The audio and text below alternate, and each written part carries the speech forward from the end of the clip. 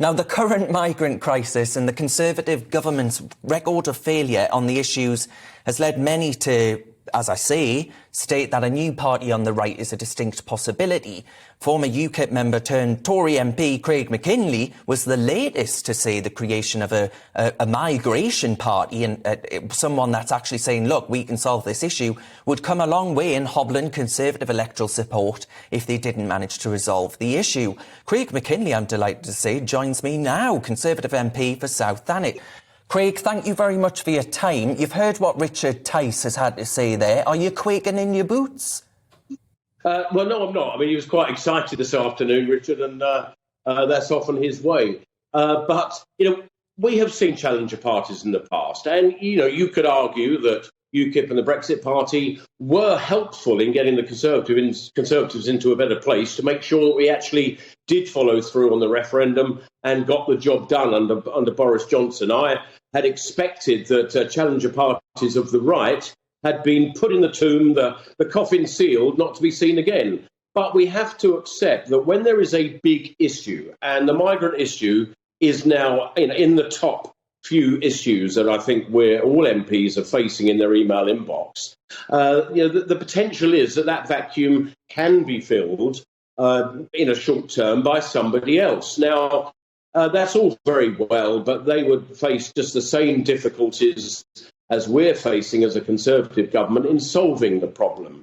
So, but the threat is there. Obviously it is. It's not a threat I want. I want us, the Conservative Party, to finally solve this issue. Now, it's a multifarious problem. We know that. There's no easy answers. There's no back of a fag packet to put it right. And the new thing that's hit us this year is the Albanian dimension, which, frankly, I do not understand. There is no logic to it. How an EU applicant country, NATO country, member of the Council of Europe, and all the rest of it, and refuse. There is no application, as far as I'm aware, that is accepted for refugee status in both Germany and Sweden. So how come we're having a different interpretation of the same fundamental rules of the 1951 Refugee Convention and the ECHR rules that have sort of gone since then? It doesn't make sense to me. It doesn't. And once again, it's British taxpayers and it's British voters that are, having the mickey taken out of them. If I was about to swear there, Craig, I would never do such a thing at this time.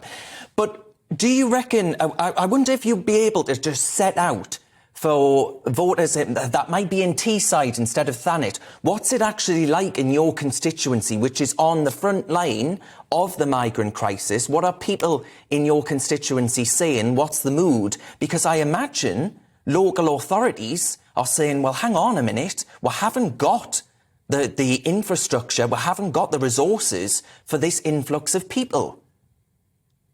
Well, we had the Manston processing centre was much in the news this last week, and people moaning about it, saying, the conditions aren't good enough. But honestly, if you have 1,000 people land a day, and we had that outrageous bomb attack in Dover just last week as well, which meant that 700 people were transferred to Manston, this was a matter of circumstance. It wasn't through design that this place is overloaded. It's a matter of the numbers coming through.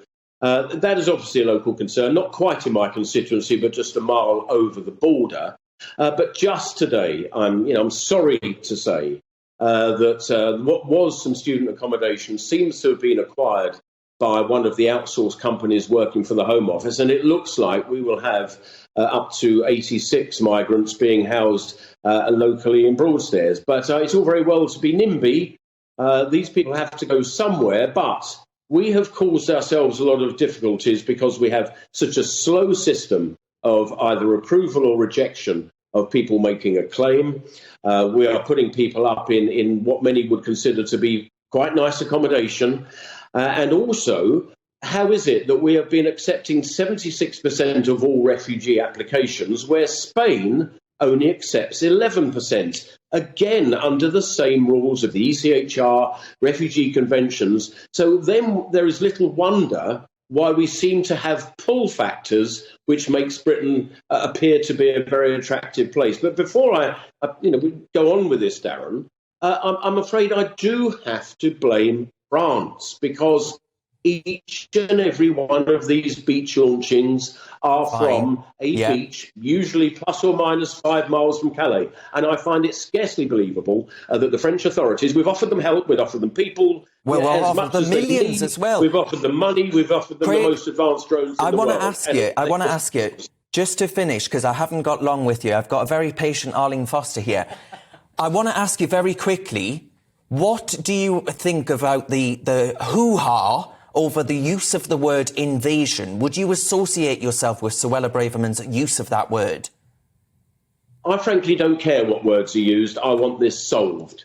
I mean, invasion, of course, has connotations from old, but I mean, we use the word invasion in Thanet when we have a lot of tourists down from London. So it's become a very, very normal word, and I think it's the word, frankly, that I'm hearing on the street from my constituents, which quite fairly sums up the situation. All right, Craig Mackinlay MP, we'll leave it there.